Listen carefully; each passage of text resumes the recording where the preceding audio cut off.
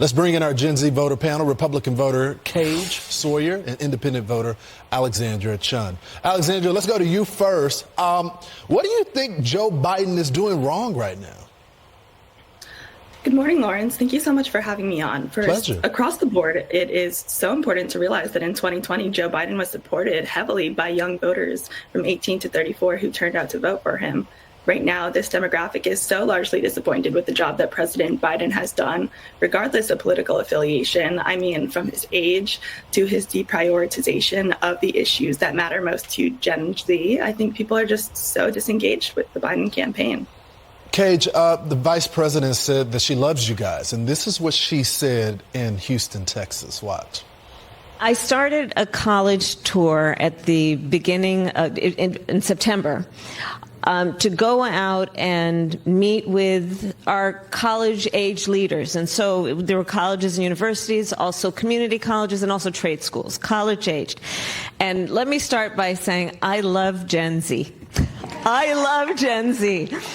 So I guess the question is, Cage, do you love them back? Well, Lawrence, always good to talk to a fellow Texan. Thanks for having me on this morning.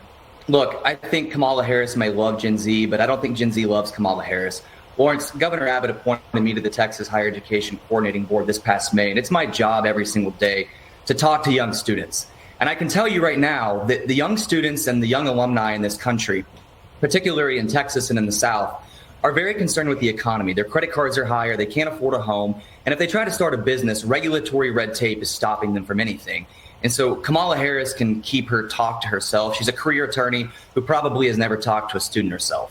It's so true. Alexandra, what do you think about that? The struggling young people. I've talked to several friends that thought they were going to be able to get their first house, but because of the interest rates and the economy, they just can't do it. And that's part of the American dream, right?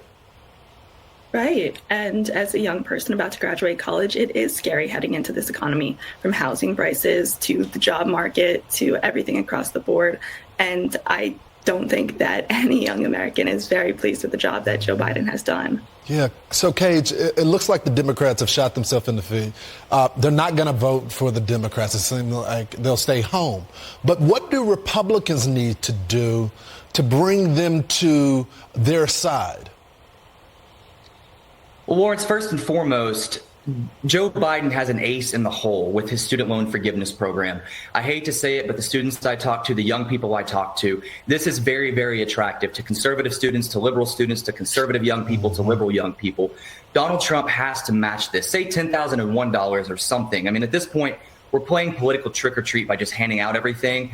But Donald Trump, if he wants to turn support right now and momentum right now to a finger touching a voting machine on the first Tuesday of next November in 2024, he's got to attack the issue of student loans. Young people are so concerned with this. And honestly, they feel like they've been given a sham degree because half these degrees aren't even worth the paper they're written on.